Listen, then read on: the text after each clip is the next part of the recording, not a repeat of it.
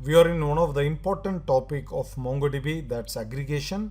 Next to queries like find, insert, update and delete, aggregation is the most frequently used feature of MongoDB. There are three types of aggregation. Aggregation pipeline, this is the most frequently used recommended way of doing aggregation. The second well-known way is called MapReduce. This is used in big data systems, as you know. The third one is single purpose operations, which has only three methods, that is count, distinct and group. My personal favorite was MapReduce, but recent days I started using aggregation pipeline because this one is very less error prone and faster when compared to MapReduce. But do remember that MapReduce gives you a complete freedom when compared to aggregation pipeline.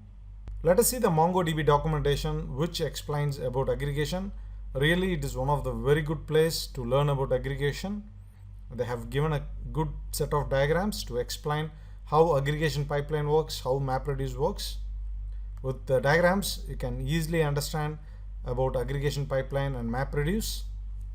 This is the documentation page for aggregation. As you can see here, aggregation pipeline is listed, MapReduce is listed, single purpose aggregation operations are listed. To start with, let us start with the aggregation pipeline. From the name itself, you can infer that it will have multiple stages. So one of the well-known stages are match, project and group. This diagram can give you a good understanding about aggregation pipeline, how it works. 4 documents are given here, each have the same structure, customer ID, amount and status. In the first stage, they have used match to filter the documents with only status A. So out of 4, 3 documents have status A. So those have been filtered here using the match stage. The next stage is a group stage where the records are grouped based on their customer ID. For instance, in our case, we have 2 customer IDs matching A123, A123. So they are grouped into a single result and the total is calculated using their amount. In our case, it is 500 and 250. So it will be 750. And for the second record, it is a single record. So B212 is placed here with the total amount of 200. So this is the result of this aggregation operation. So from an input of 4 records, we got a result of 2 records or 2 documents. Like a match and group stage here, we have around 15 pipeline stages, but we'll be using only 6 of them frequently.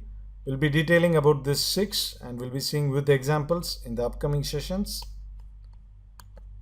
Now we have seen about aggregation pipeline. The next one is about MapReduce. In the same page, MapReduce is listed. On clicking this, a diagram explaining MapReduce can be found. MapReduce is very simple. You may need to write your own JavaScript functions for map and reduce operations. The same data which we have used for the aggregate pipeline is used here and the steps are explained using MapReduce. So the first step to filter out the records is called query.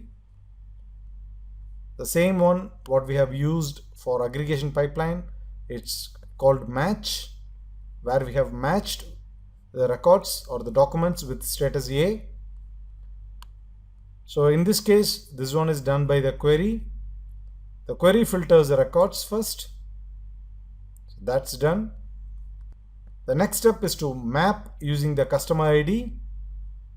So for that, you have to write your own JavaScript function.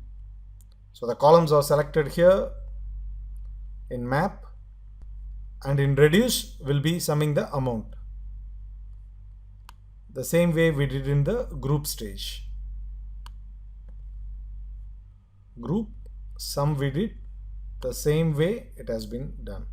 I'll be explaining about this clearly in the upcoming videos, so you can easily master the things. It's very simple. So let me recollect what we have seen. In aggregate, we have many stages, around 15 stages, out of which 6 will be using quite frequently. In the example given here, the match and group stages are used. And in case of map and reduce are used. In this case, you have to write your own JavaScript function. It's very easy. The result is going to be the same. The final one is the single purpose aggregation operation. It's very simple. It has very limited functionality. As you can see, we have only 3 functions mentioned under this. I mean 3 methods. The first one is count, the second one is group, and the third one is distinct. You can easily understand their meaning from the name itself. Count is for counting the records, group is for grouping the records, distinct is to find the unique values. It is suggested not to use a group which is under single purpose aggregation operation. So if you click on this group method, in the documentation it is highlighted that the group uses JavaScript. It is subject to number of performance limitations. So they have suggested to use a group operator in the aggregation pipeline.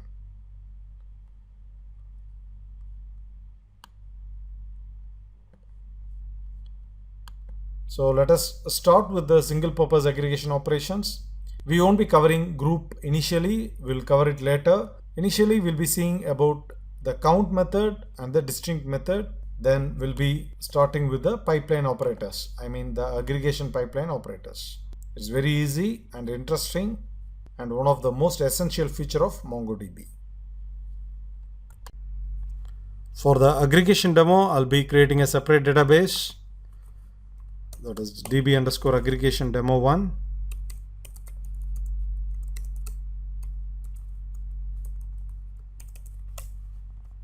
Database is created. The next step is to create collection. The collection name is WebRank. It will have the list of websites and their total visits.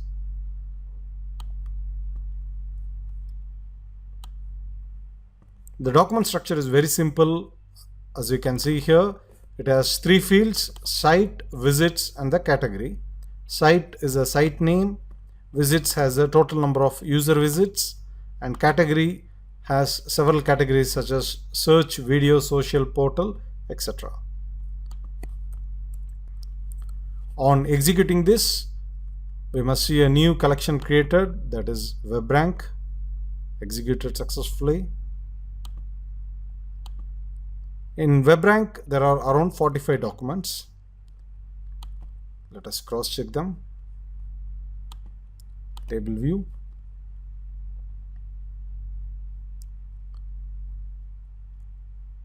So we have website name, the number of visits, and category fields. We have the data now. The next step is to learn about the single purpose aggregation operations. Single purpose aggregation operations is simple because it has only 3 methods: count, distinct, and group. In the MongoDB documentation page for aggregation, as I have mentioned in the previous videos, there is a link for single purpose aggregation operations. On clicking this, you'll be taken to the single purpose aggregation operations document section. As you can see here, single purpose aggregation operations has only 3 methods: count, group, and distinct.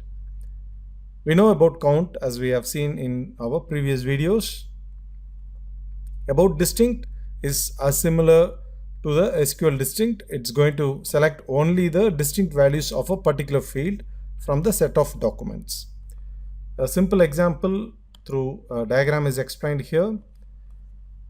In the orders collection, they have made a distinct for this particular field customer ID. So the result is going to be the distinct values of this customer ID. We have 4 documents: customer ID A123, customer ID A123, customer ID B212, and customer ID A123. So we have 4 different documents but with only 2 distinct values. So on executing the distinct method on this documents or on this collection for this field value custom ID, it's going to return only two custom IDs, that is A123 and B212. Recording the group method, it is not suggested to use a group method. You can see here in the MongoDB documentation, as a group method uses JavaScript, it is subject to number of performance limitations. For most cases, the group operator in the aggregation pipelines provides a suitable alternative with fewer restrictions. So under single purpose aggregation operations, we'll be starting with count and distinct method. Later, after seeing about aggregation pipeline operators, we'll be coming back to this group method of single purpose aggregation operations. So we have three methods: count, distinct and group. Let me start with count first.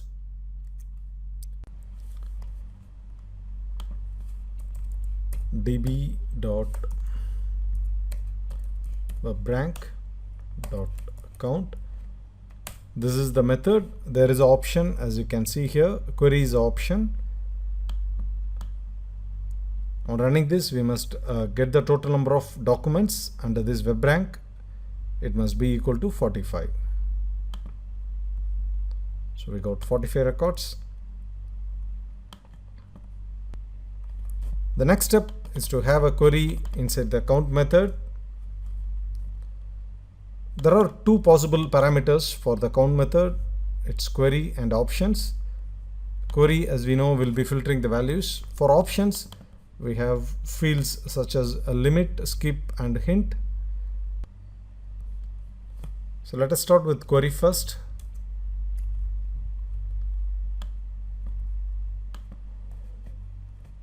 Table view. Let me make table view as a default one. Default view mode as table. So from now onwards, the result will be displayed in table view by default. I'm going to select this category search.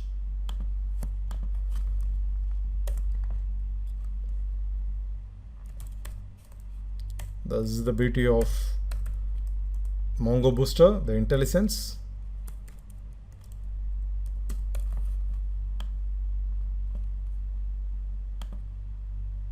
We got 3 as a result. So there are 3 documents with category search. Let me confirm the same using find.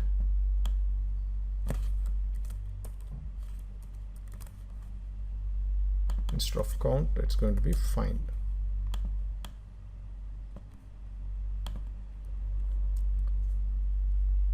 These are the 3 documents with category search. So we have seen about count. The next step is to learn about the distinct method. WebRank.distinct.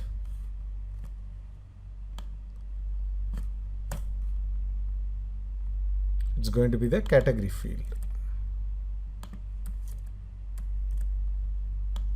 On executing this, we must get the distinct categories in the 45 documents. So these are the distinct categories. So we have around 12 categories. This is how distinct works.